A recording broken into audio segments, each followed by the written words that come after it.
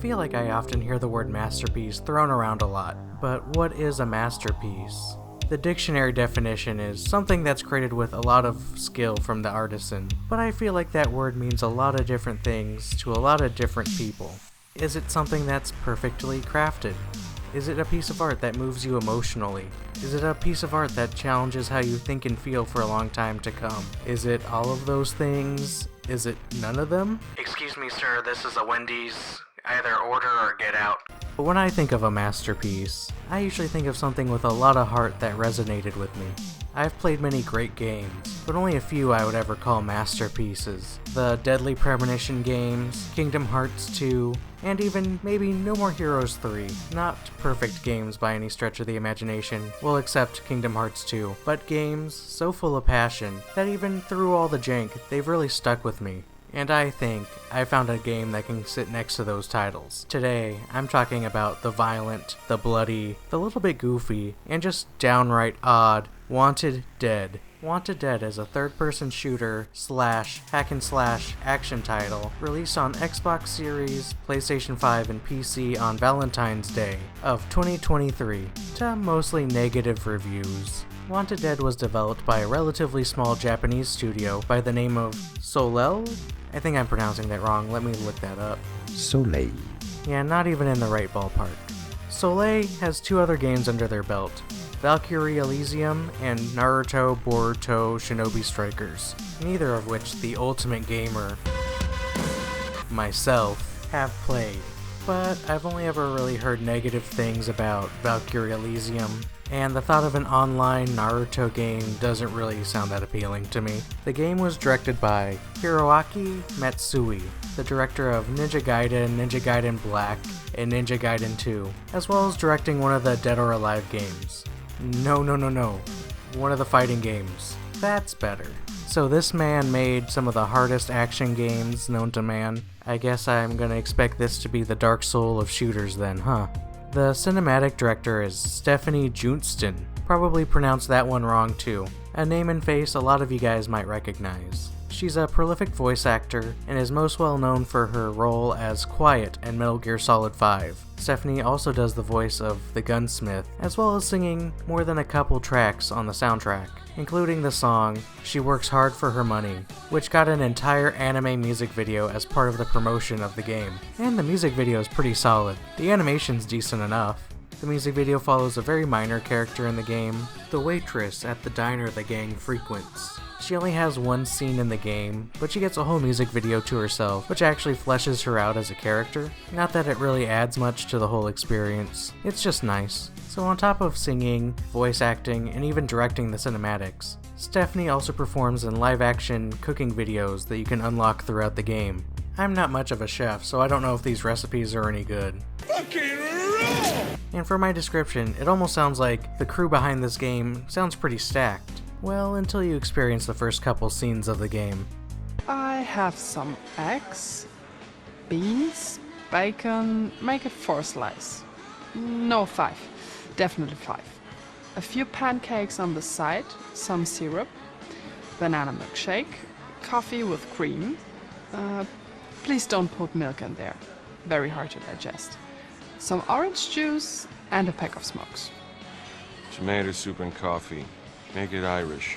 Frankie, this shit is incredible. Well, that was definitely, acting? Why does the main character sound like she went to the Wiseau School of Acting? That's me. Hi, doggy. To be completely fair, it's the actor's only role I could find on IMDb, and it's not like the rest of the cast is really giving Oscar-winning performances here. A guy wakes up. Massive hangover. So, massive hangover. He's about to throw up and shit. He notices that he's naked, like no jeans, no undies. He reaches for his dick, and he finds that he has 4 balls. okay. So he immediately grabs his phone and dials his old man. Dad, I woke up the morning after, and suddenly I have 4 balls. His dad goes, get out of there, son, you're being fucked. And honestly, I kinda think the bad acting adds to the charm of the game. It just adds a little extra spice to the whole package, you know. In Wanted Dead, you play as Hannah Stone, a badass redhead with robot parts, a katana, and some sick tattoos. Stone is the leader of Zombie Squad, an elite task force consisting of former criminals doing jobs too dangerous for the normal police to handle. So a suicide squad, if you would. The team shoots and slashes their way through different locales, from a Japanese-inspired office building to a club and even a park. There are two distinctive gameplay styles here at work, and the two styles range from solid to really good.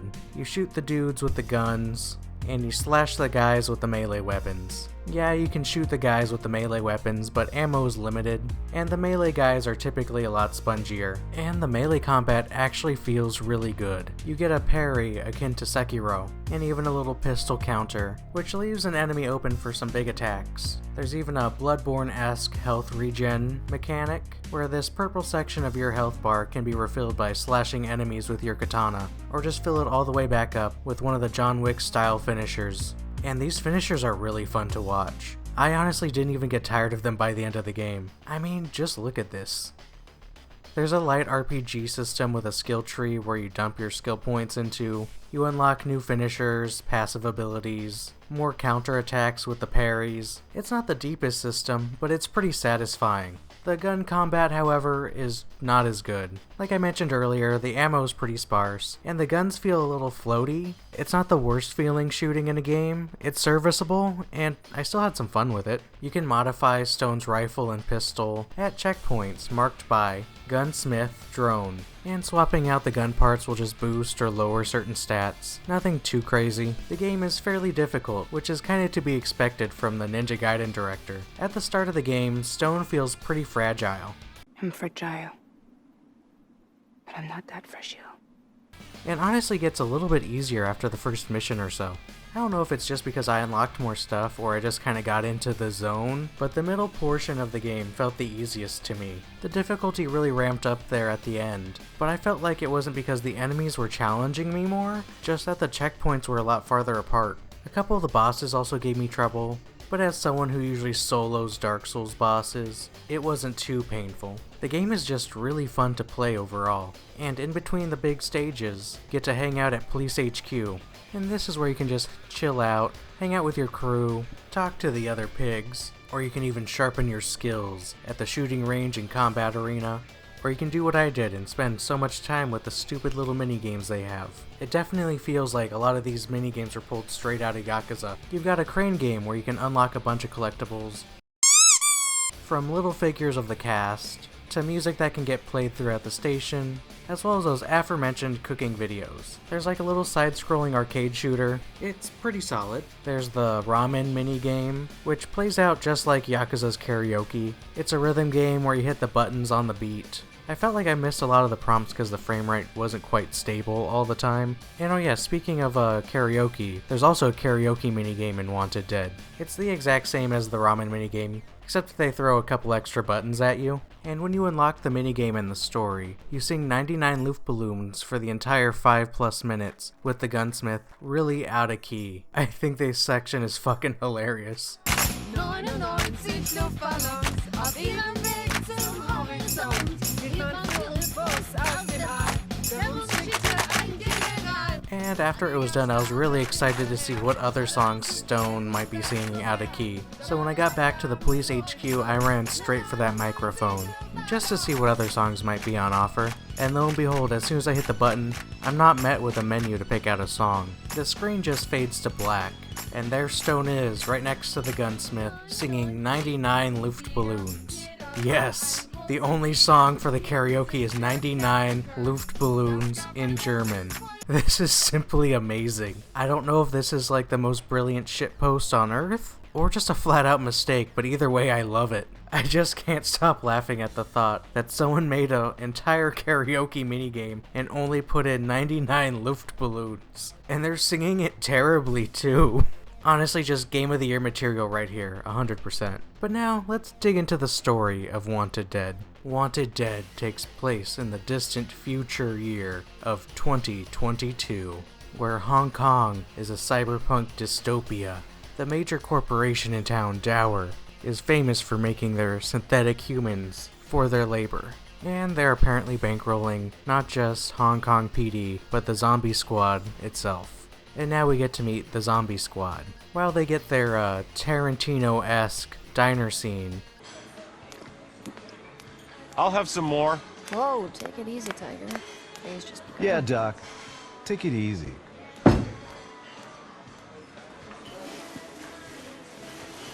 And all it's really missing is the bare feet. The team consists of Stone as the leader, who was charged with crimes of terrorism, murder, and crimes of an unusual nature, whatever that means. Cortez, who I guess is like the demolitions expert or something. He's deaf and uses sign language to talk. All about that representation here, boys. And he went to prison for like murder, terrorism, extortion. We have Herzog, the sniper. According to his file, it says that he's a ladies' man and has the nickname The Beast because of it. I smell cat's piss for some reason. What could it be? Hi, Vivian. And has a similar rap sheet to Cortez.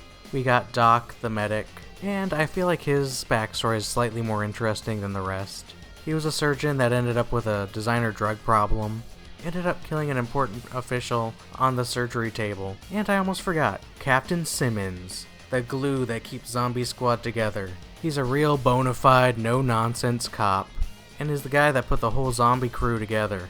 And he keeps on mentioning that this team is like his own children, which I just kind of thought was hyperbole, until there's a scene where he's reprimanding Stone and she kisses him on the forehead. I did mention this game was odd, right? Anyway, while the team was having their dinner, they get called in on a job.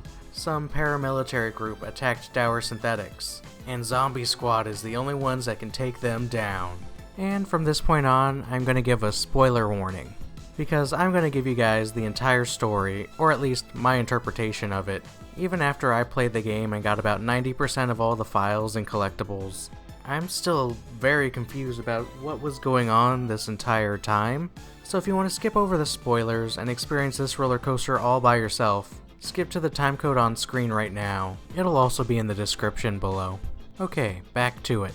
So the team shoots through the entire Dower Synthetic building, which has got some really nice vibes. It looks like a Japanese mansion through most of it. But we finally make it to the big auditorium area, where Stone is met with a giant spider tank, which Stone has to blow up. And eventually, she does. And as soon as you blow the tank to high heavens, another well-armed group of men storm the building, led by a totally nice-looking gentleman, not evil-looking at all, but I must admit, he's got a totally bitchin' mustache. This man's name is Richter, and is head of the security force Angles, which is funded by Dower's lead competitor, Continental Standard. After some threats and cold hard stares, Simmons appears to cool everything off, and the two groups go their separate ways. The squad brings one of the few intact bodies left, as well as a briefcase that this mystery group tried to steal. We find out that the briefcase is full of cold hard cash, paper money, which apparently hasn't been used since the war.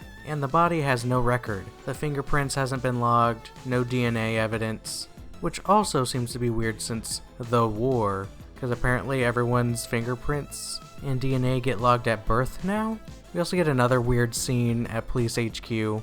We get introduced to the character Madam Wong, who's like the HR insurance lady, and she threatens Stone that her and her team will be in her next report, but like nothing comes of it and she doesn't appear again, but she's important enough to get a little figure out of the crane game. And now you get to explore the Police HQ for the first time, and during this little break is when you get to experience the first anime cutscene. And sadly, no matter how much I scoured the internet, I couldn't find any information on who made these anime cutscenes. I know, the journalistic standard of this channel has really gone downhill, but the anime scenes are just kind of fine. They follow a young Stone long before her life of crime and joining the Suicide Squad, Zombie Squad, and I'm gonna circle back to those much later. I just think it'll be a little bit neater if I cover it all toward the end. Stone gets called into Simmons' office, because Dower Synthetics just declared bankruptcy, so that means the funding for the Zombie Squad is now gone.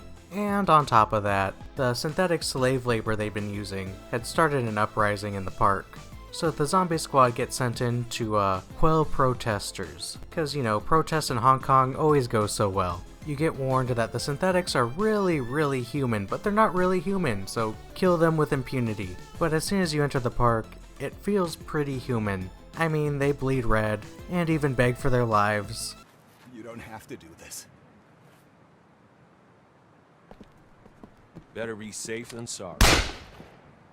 I mean, like, are we sure they're not people? They seem pretty human to me. But you just keep mowing down these blue-collar workers until you confront their leader, a synthetic by the name of August. Him and Stone have a little showdown, but once you kick his ass, his little girlfriend shows up to save him. They attempt to flee in a helicopter. Helicopter! Where your team shoots his girlfriend and she gets left behind. You apprehend her, and she goes by the name of October. You bring her into the police station, and Stone starts to interrogate her. In this interrogation, you honestly get some interesting stuff, like how the synths get their memories wiped in between jobs, but sometimes they get some flashes of their past. Sound familiar? Wait, is this implying that Stone is a synth? Oh my god! And is this implication correct? Well, yeah. And does it really matter? Kinda? But we'll talk about that more later. But that interrogation was really hard on Stone, so she takes a little break at the arcade and hangs out with Cortez. But let's get back to the meat of the story. The team tries to brainstorm who might be trafficking these synthetic humans, and Stone has a brain blast. She thinks that the only possible person is probably the local human trafficker in town, someone she busted in her early days of copping. And as you can see from this old interrogation footage of her, her policewoman skills are impeccable. I've seen tough.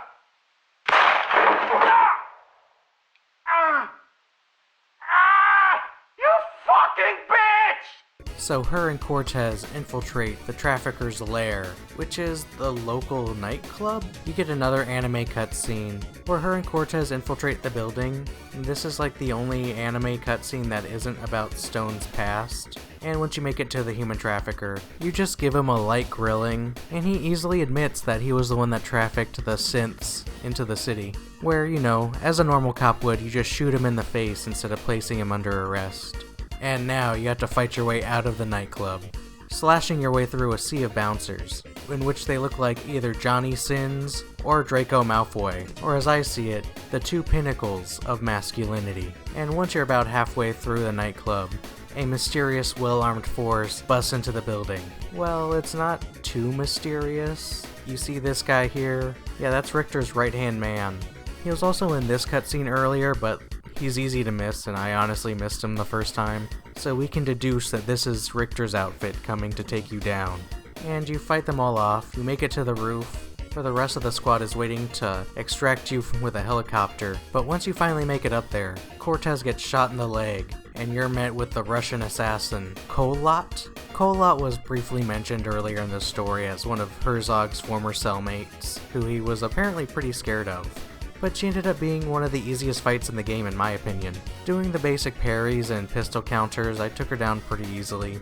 And once you take her down, the squad just swoops in, picks you guys up, and you head back to Police HQ. Doc takes Cortez to their little hangout room where there's the pool table and such, so he can dig out the bullet. And you know, once Cortez is all patched up, they finally realize, Police HQ is pretty quiet compared to usual. Yeah, the whole place is empty. Until Richter's outfit, Angles, storms the building. Now, the zombie squad teams up with Gunsmith and October to get out of the building. You shoot your way through all 4 stories of the building, until Mr. Holiday, Richter's aforementioned BFF, meets you at the exit. You have a little showdown with him, uses his shadow clone jutsu to try to overwhelm you, but that's still not enough to take out Hannah Stone. You do the simple parries and counters, try not to get shot too much. I feel nothing. Same bro. Now you take the fight to the streets of Hong Kong. Your objective, meet up with the synthetic resistance, and talk August into joining forces with you to take down Angles. Not like he really has any reason to say no, right? But after killing a small army in the entire city, you're met by 2 spider tanks, where the gunsmith throws a rocket launcher at you like it's the final boss in a Resident Evil game. And after you take out the tanks, you finally meet up with August. The meeting starts to go the way you think it would, until he's met up with his bald baddie once again, and he agrees to help you. Everyone hops onto a helicopter to fly away, except for Stone, She stays behind to take down Richter and his beautiful mustache. And this fight ends up being one of the more difficult ones in the game. I feel like Richter's combos were hard to read, and he also just matrixes past your gunfire. His combos melt your guard, but once you finally get his patterns, he's not too difficult, even with his second phase where he starts to regen health. And after many attempts, the ultimate gamer takes him down. And now we get a little scene of Richter talking to the captain, in which they talk about a secret being kept from Stone, which we all can kind of guess that she's a synthetic. Then Richter shoots him. Bottoms up. Then we cut to a different scene, Hannah sitting in a dingy hotel room. She calls an orphanage and begs to talk to her son, which the orphanage lady says that she has no son, but she appreciates the donations that Stone has given the orphanage over the years. But she can't take the kid that she wants out of the orphanage. And after some begging, the lady from the orphanage puts Stone's kid on the phone. They chat a little bit, as it looks like Engel soldiers are swarming the building. Hannah readies her weapon, and then bam!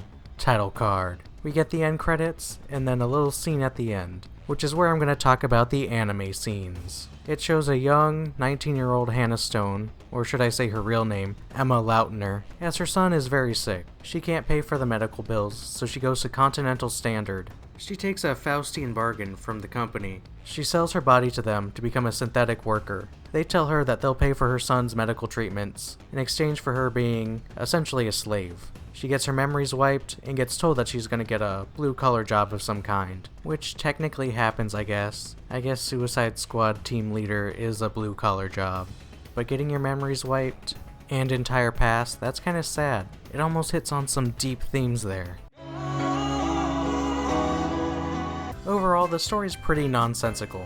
Things just kinda happen throughout the story, with no rhyme or reason, and I know character action or just action games aren't really known for their stories, but at least through most of them you can usually kinda follow them, as the plot of Wanted Dead is near incomprehensible, with big corporation machinations and synthetics, and the whole philosophical quandary of what does it mean to be human that just kinda gets dropped on the floor, as the director and the writers just kinda slowly slink out of the room before you think about it too hard. I found about 90% of the files and everything. Maybe that last 10% is really the most important part, the glue that keeps it all together, but somehow I doubt it. Honestly, the story's so bad that it's kind of fun trying to piece it all together. It's kind of charming in that way. It's like some sort of bad movie that you watch with your friends. You're not getting some Shakespearean drama here. Don't expect your heartstrings to be pulled. You're getting some dumb, cheesy sci-fi, sprinkled on top with some of the worst acting I've seen in a game in a long time. It's honestly really fun. Wanted Dead is almost like a game out of time. It plays like a forgotten PS2 title, but it's running on modern hardware with 4K graphics. It's got so many small, dumb little features that honestly don't really even add that much to the experience, but I gotta admit I spent a lot of time messing with those, especially that damn claw game. This game may not be a masterpiece by most people's standard. It's in no way technically impressive, the overall aesthetic is kinda meh, but the gameplay is really fun. Even if it doesn't have the infinite skill ceiling of something like a Devil May Cry, the story won't pull at your heartstrings by any measure. But I do think this game will sit in my heart for quite a while longer. All of its cheesy, goofy fun has cult classic written all over it. Like I said, the gameplay is really enjoyable, and the acting and story will probably give you a good laugh for a while. And honestly, the sheer heart and ambition put into this thing just wows me a little bit. And obviously, most people just don't agree with me. This game really hasn't got that much coverage, and if my rinky-dink little operation is one of the few places talking about it, you know you're in a bad spot. But I do think Wanted Dead reached for the stars and may have gotten a little burned. Even so, I'll always remember that stupid diner scene, the little kiss Stone gave the captain on the forehead, and the final showdown with Richter, playing out like the many classic rival fights and character action games. This game may be far from perfect, but I'll always think of it as a flawed masterpiece. If you made it all the way to the end of this video, thank you so much for watching. I really appreciate it. And if you want to keep seeing videos like this, why not hit like, subscribe, even click that little notification bell, just so you won't miss an upload, especially with my erratic upload schedule. Thank you again for watching this video, and hopefully I'll catch you in the next one.